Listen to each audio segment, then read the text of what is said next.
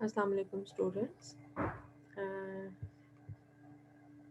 In the last lecture we started the topic of column chromatography and absorption chromatography और ये हमारे contents थे जो हमने देखे थे कि जो column chromatography है उसका principle क्या होता है, ठीक है ना। जनरल थेरी थी या प्रिंसिपल हमने कहा था एब्जॉर्प्शन क्रोमेटोग्राफी या कॉलम क्रोमेटोग्राफी का।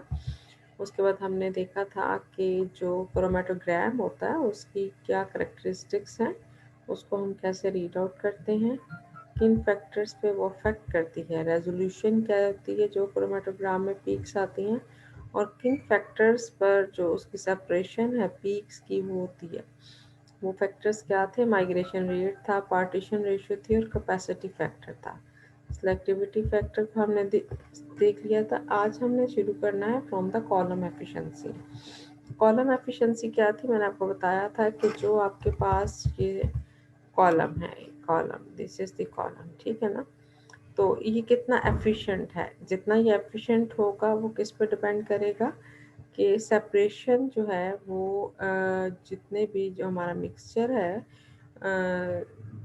सैम्पल उसमें कितने कंपोनेंट्स मौजूद हैं, उनकी अफिनिटी किस तरह से वेरी करती है।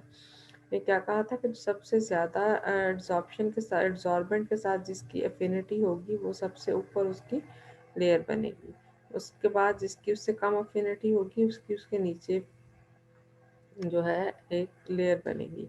और इस तरह से हमारे पास जो डिफरेंट कंपोनेंट्स हैं वो सेपरेट आउट होंगे मिक्सचर से, और जिसकी सबसे ज़्यादा अफिनिटी होगी मोबाइल फेस के साथ वो सबसे पहले अल्यूट आउट होगा, ठीक है ना। इस तरह से जो सेपरेशन है वो किसी भी क्रोमेटोग्राफी के प्रोसेस में टेक प्लेस होती है। अच्छा, अब हमने इसकी कॉलम की एफिशिएंसी को स्टडी करना था, तो वो जो है उसमें होता है थ्योरेटिकल प्लेट्स। थ्योरेटिकल प्लेट्स के हम इमेजिन करते हैं कि ये जो आपका कॉलम है इसमें जितने भी, ये देखें ये तीन, सपोज ये तीन कंपोनेंट्स, या सोल्यूशन लिखा है लेकिन अगर आप इसको कंसिडर कर लो कि ये जौन सा है ये एक कंपोनेंट अलहदा हुआ है, ये दूसरा कंपोनेंट, इसकी लेयर्स बनी हुई है ना।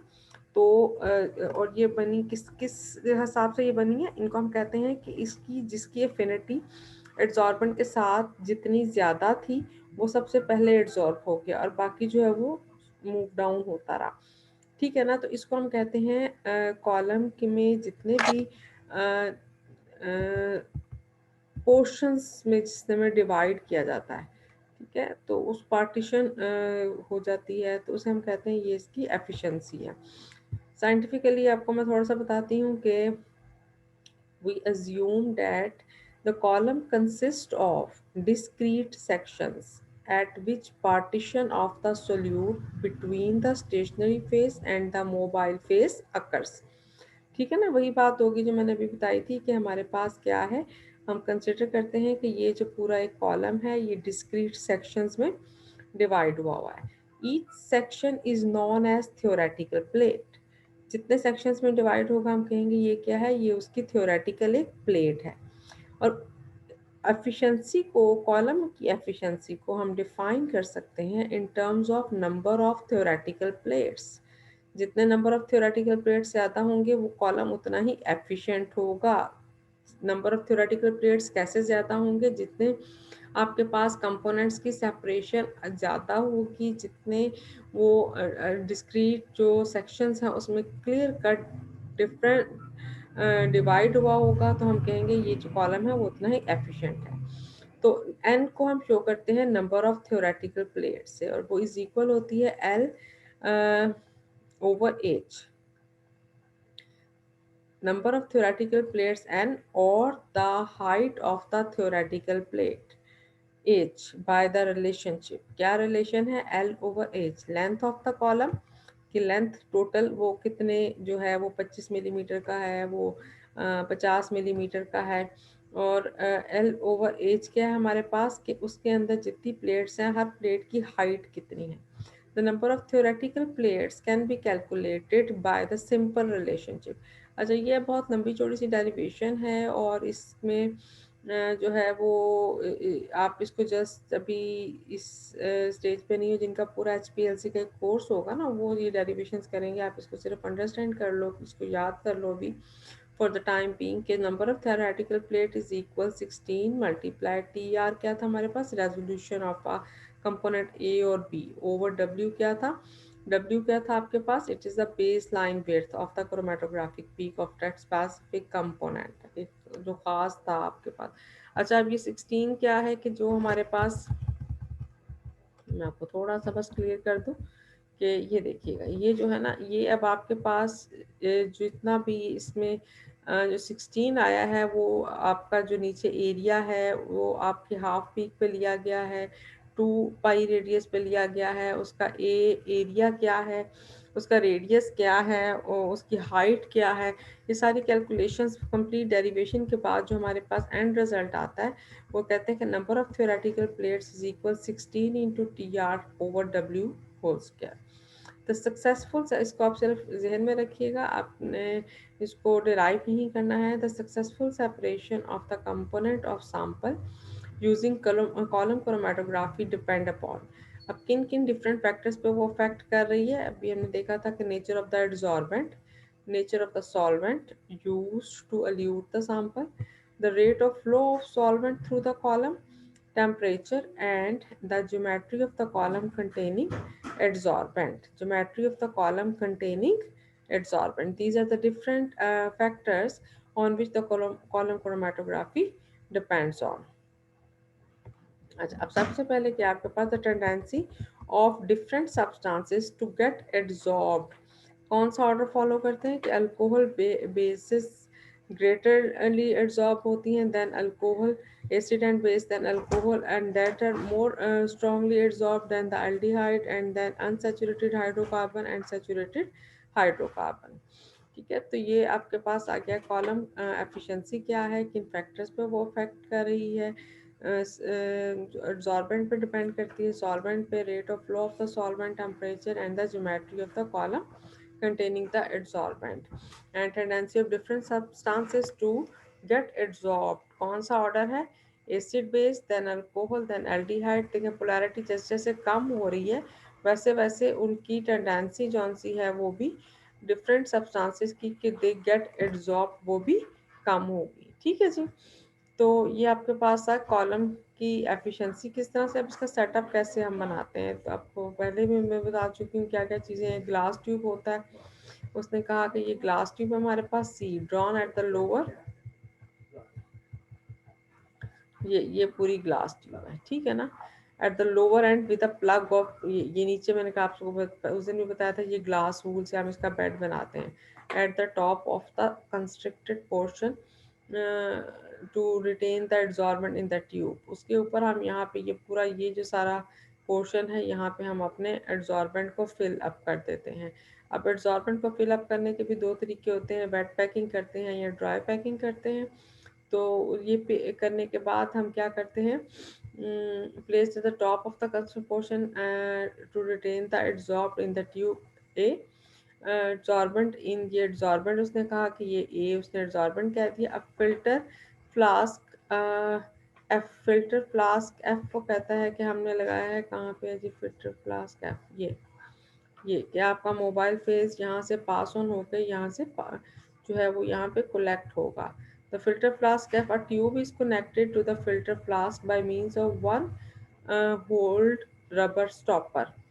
ठीक है, ये रबर स्टॉपर से इसको हमने जो है वो किया होता है, अटैच किया होता है। Tube is connected, a reservoir are containing the solvent is fitted on the top of the, ये reservoir है आपका, ठीक है, तो ये यहाँ से पास ऑन होता है। It involves the following step: packing of the glass column with adsorbent। तो अब जो है इसको हमने इसको पैक करना है, किससे करना है, 2 to 30 centimeter stop cock near the bottom is taken, a long glass tube having stop cock near the bottom, ये आपके पास लॉन्ग ट्यूब है जिसमें नीचे एक स्टॉप कोक होगा ज़रूर। A plug of glass wool और cotton is placed at the bottom of the adsorbent as shown in the figure, हो गया।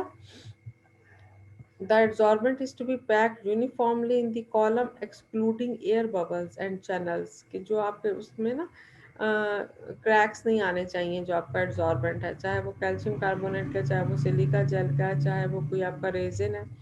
तो उसमें क्या होना चाहिए, एयर बबल्स नहीं होने चाहिए और उसमें क्रैक्स नहीं होने चाहिए, ताकि स्मूथ फ्लो उसमें से मोबाइल फेस की। और जो है अगर उसके अंदर एयर बबल्स होंगे या उसमें, तो वो प्रेशर सही से बिल्डअप नहीं होगा और सेपरेशन जो सी है वो ठीक नहीं होगी। तो वेट पैकिंग क्या होती है, slurry of solvent and the adsorbent, के जो आपका मोबाइल फेस है और जो एड्जॉर्बेंट है वो हम पहले से उसकी स्लरी बना लेते हैं और फिर हम उसे कॉलम में जो है वो पोर करते हैं through the open end and allowed to settle. The solvent and slurry will flow out slowly through the column, thereby increasing the uniformity of packing process. Dry packing में क्या होगा, देखिए यही जो है ना, ये इसमें हमने पहले क्या करना है, पहले हमने इसमें स्लरी, ये जो सॉल्वेंट है और जो आपका एड्जॉर्बेंट है दोनों को मिक्स कर लिया और फिर हम उसे जो है वो कॉलम में फिलअप करते हैं, फिर हम उसे थोड़ा सा जो है टैप करते हैं ताकि उसमें से सारे एयर बबल्स पास ऑन हो जाए, इसे हम कहते हैं वेट पैकिंग। और दूसरा तरीका क्या है कि मैंने पहले उसके अंदर सिलिका जेल अच्छे से फिल कर दिया है, उसके एयर बबल्स वगैरह उसको टैप करके अच्छे से जो है, ताकि उसमें से जो है ना, ये देखें ना यहाँ tapping, this method involves the addition of sufficient adsorbent to fill 1 to 2 centimeter of the column and then tapping this down gently before adding another portion। ठीक है, थोड़ा सा पहले हमने ऐड किया 2 to 3 सेंटीमीटर तक उसकी एक बेस बन गई, उसके अंदर फिर थोड़ा ग्रेजुअली हम उसमें ऐड करते गए और उसको टैप करते गए ताकि कहीं पे भी लम्ब्स ना बने उसके आपके एड्जॉर्बेंट के, और वो इजीली स्मूथ आपका एक बेड प्रिपेयर हो जाए। The solid adsorbent can be push down with a rod which is long glass rod. अब हमने इसको अच्छा सा सेट डाउन करने के लिए वो कहते हैं हमें रॉड का यूज़ करना पड़ेगा, और वो attached to a cork having diameter slightly less than the inner diameter of the column। कि कॉलम के इनर डायमीटर से थोड़ा सा कम उसका कॉलम होगा जो आपका ग्लास रॉड जिससे आप उसे करो, लेकिन ये इतना ज़रूरी भी नहीं है, आप किसी भी ग्लास रॉड से अच्छे से इजीली वो पैक हो जाते हैं। तो ये आपका कॉलम जो है वो पैक हो जाएगा। अब डेवलपमेंट ऑफ क्रोमेटोग्राम कैसे होगा, the mixture to be separated is dissolved in a suitable solvent. The column is wetted by pouring the same solvent and allowed it to drain so that the liquid level coincide with the top of the bed। कि जब आपने उसको run करना है तो क्या करना है, ये आपने आहिस्ता आहिस्ता इसमें अपना मोबाइल फेस के साथ जो आपका मटेरियल है जिसको आपने लहता जिसको आपने सेपरेट आउट करना है, प्योरीफाई करना है, तो उसको आपने उसके अंदर मिक्स करके आपने इसके अंदर पोर आउट करना है, और उसको इतना पोर आउट करना है कि ऊपर आपके ये देखें ना, ये किस तरह से एक जो है वो लेयर सी बन जाए ताकि वो बिल्कुल ड्राई ना हो और जो है कंटिन्यूसली फ्लो रहे आपके मोबाइल फेस का। The liquid reservoir is positioned such that the flow of mobile phase is started. The desired flow rate is obtained by gravity alone or by applying a gentle suction through the filtering flask. After the sample solution has transferred through the entire length of the column, the developing solvent is introduced and is allowed to flow steadily through the column। ठीक है जी, sample जब सारा solution जो है वो transfer हो जाएगा column में, developing solvent is introduced and is allowed to flow through the column. The developing solvent is introduced and allowed to flow as the developer percolates through the column. Then various constituents of the mixture get separated. If the components are colored, different colored zone will be appear. And if as the process of development continues, the separation become more and more pronounced with the passage of time. The well-developed column is called the chromatogram. If the separated are colorless, identification of the separated band is made possible by the use of UV lamp से या developers हम देते हैं, तो उससे हम उसको जो है वो डिफरेंट आ जाते हैं आपके पास। अब अलूजन ऑफ डिफरेंट कंपोनेंट्स, उनकी रिकवरी कैसे करनी है, कि after obtaining the well developed chromatogram, जब उसके सारे जो उनसे सेक्शन हैं वो डेवलप हो गए हैं, तो हमने एक suitable solvent which consist of mobile phase kept in reservoir is passed through the column gradually and the component of the mixture are removed from the adsorbent surface. तो हमने क्या उसमें ऐड करना है, mobile face kept in the reservoir is pass through the column gradually. हम आहिस्ता आहिस्ता उसमें pass on करेंगे और हमारा मिक्सर का कंपोनेंट जो से हैं वो सेपरेट आउट हो जाएंगे। This process of removal of various component from the adsorbent is called elution and the solvent used is called eluent. The various eluted portions are collected one after the other and on evaporation of the solvent from each of the fraction, the pure components are recovered. अच्छा, अब इसमें क्या है, आपके पास adsorbent आ गया, आपके पास developer आ गया, आपके पास सॉल्वेंट आ गया। तो जो अब एड्सॉर्बेंट है वो कितनी तरह का होगा ना, एड्सॉर्बेंट वीक एड्सॉर्बेंट भी होते हैं, स्ट्रॉन्ग एड्सॉर्बेंट भी होते हैं, इंटरमीडिएट भी होते हैं। वीक एड्सॉर्बेंट में कौन सा होगा, सुक्रोज अगर आ जाएगा, स्टार्च, इनोलिन, टैल्क, ये एड्सॉर्बेंट जोन से होते हैं, इन्हें हम कहते हैं these are the weak adsorbent. Intermediate adsorbent कैसे होते हैं, जैसे लाइम, कैल्शियम जो है कैल्शियम कार्बोनेट, कैल्शियम फॉस्फेट जो है slaked lime, these are the intermediate adsorbent. और स्ट्रॉन्ग एड्सॉर्बेंट में आ जाता है एल्यूमिना एंड चारकोल, ठीक है, जिससे आपने अपने कॉलम को फिलअप करना है। अब उसके बाद क्या आता है, सॉल्वेंट। सॉल्वेंट जो है बहुत सी तरह के हैं कॉलम क्रोमेटोग्राफी में। वो आपके पास जो है उसे में हम उसे कह सकते हैं पोलर भी हो सकते हैं, नॉन पोलर भी हो सकते हैं, और इसी की बेस पर हम इसको समटाइम क्रोमेटोग्राफी को हम इसकी क्लासिफिकेशन भी इस बेस पर कर सकते हैं, जिसमें हम कहते हैं कि क्रोमेटोग्राफी जो सी है वो मे बी रिवर्स फेज है, या फिर वो आपके पास इसके लिए हम करते हैं कि रिवर्स फेज क्रोमेटोग्राफी होती है, और एक आपके पास आ जाती है एक्सक्लूजन क्रोमेटोग्राफी, तो डिफरेंट आती है।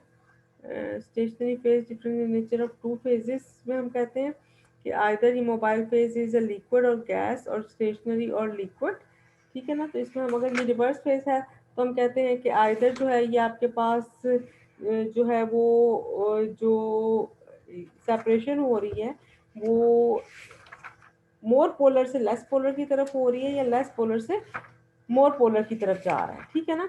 तो ऑन दैट बेसिस हम इसको सॉल्वेंट की बेस पर भी जो है इसकी क्लासिफिकेशन कर सकते हैं। अच्छा, यहाँ पे बहरहाल हम इसको कर देते हैं कि पोलैरिटी की बेस पर भी कहते हैं choice is determined by the factor like polarity and solubility relationship, कि आइदर वो कौन सा है, एड्सॉर्प्शन क्रोमेटोग्राफी है, पार्टीशन क्रोमेटोग्राफी है, या वो आयन एक्सचेंज क्रोमेटोग्राफी है। ऑन दैट बेसिस हम कहते हैं कि हमें कौन सा सॉल्वेंट जो है वो चूज करना है। अच्छा, डेवलपर क्या आ गया, फिर जब हमने सॉल्वेंट भी यूज कर लिया, सॉल्वेंट भी चूज कर लिया, तो लास्टली हमारे पास रह जाता है डेवलपर। तो डेवलपर कौन से हैं, ये क्या करते हैं, these are the substances used to produce colour with the colourless solutions, these are known as developers. The developers जो है इनकी एक प्रॉपर्टी है कि ये लेस अफिनिटी इनकी होनी चाहिए for the adsorbent than the ions, जिसको कि हमने एग्जामिन करना है ना, उसके साथ उसकी एड्सॉर्प्शन ज़्यादा होनी चाहिए as compare to the adsorbent जो भी आपका ने यूज़ किया हुआ है। द स्टैंडर्ड रिएजेंट जो यूज़ करते हैं हम डेवलपर के तौर पे वो है hydrogen sulphide, ammonium sulphide, potassium thiocyanate and potassium ferrocyanide, these are the standard developers जो हम normally routine में use कर रहे होते हैं।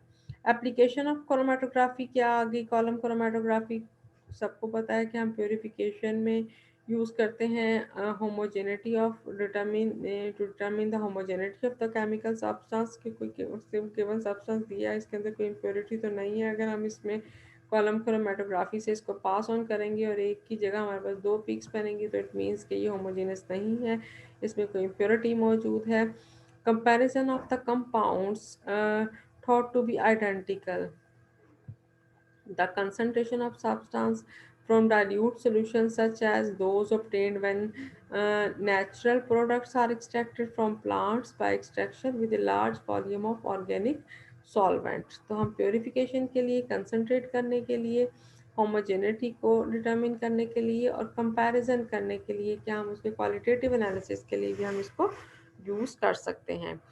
A successful separation of component from a mixture using the chromatography technique will depend on the right choice of the adsorbent and the solvent. ये आ गया जो मैंने अभी आपको बताया था। adsorbent कौन सा है, वो choice of the adsorbent की बेस पे separation होती है। It should be insoluble in the solvent obviously, क्योंकि अगर वो soluble होगा तो वो उसको adsorbent के तौर पे काम नहीं करेगा, वो तो chemical reaction कर लेगा। And it must neither react will be substance to be separated nor act as a catalyst, rearrangement, isomerization, कोई ऐसा reaction नहीं होना चाहिए। It should be colorless. If zones containing colored compounds are to be located, usually the adsorbent particle should neither be nor too coarse or nor too fine. Average particle size adsorbent का वो कहता है 8 to 12 micrometer in diameter होता है। Strong most strong adsorbent alumina मैंने बताया तो reactive carbon है, और इसे prepared by heating commercial activated alumina at red heat पर हम उसे करते हैं for a period of about 4 hours and then cooling it in desiccator. Alumina activated in this manner is too strong adsorbent and is difficult to remove the adsorbed material from it.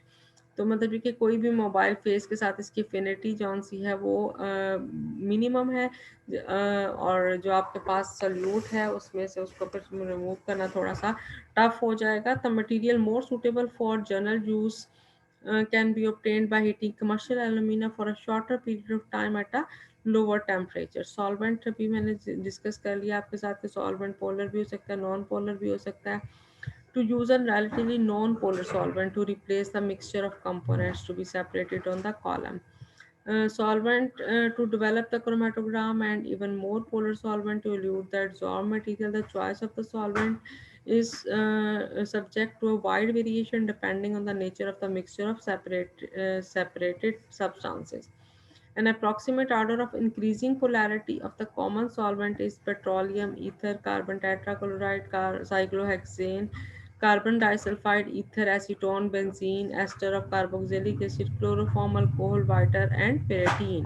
तो जो आपकी polarity है वो increase हो रही है gradually, और maximum जो है वो किस पे जा रही है, alcohol, water and pyridine. In a representative chromatography process, mixture may be placed on the column as solution in the petroleum ether. The chromato यानी कि हम 2 या 3 जो सॉल्वेंट हैं उनको मिक्स करके एक स्पेसिफिक रेशो के साथ भी पास ऑन कर सकते हैं, और जो आपका high pressure H P L C की हाई जो वो सिलेक्टिविटी है और स्पेसिफिसिटी है वो यही है कि हम प्रेशर भी वेरी करके और कॉम्बिनेशंस भी वेरी करके सेपरेशंस को जो है वो करेक्टरिस्टिक्स बाय सेपरेशन ऑब्टेन कर सकते हैं।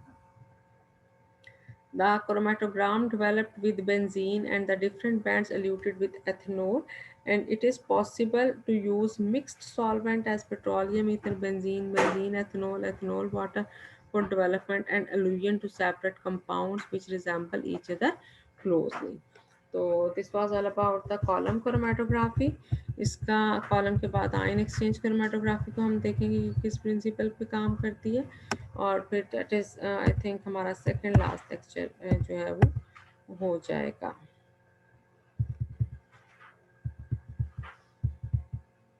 जी अब इसमें से अगर आपको कुछ समझ नहीं आता तो आप मुझसे व्हाट्सएप पे पूछ लीजिएगा, ठीक है।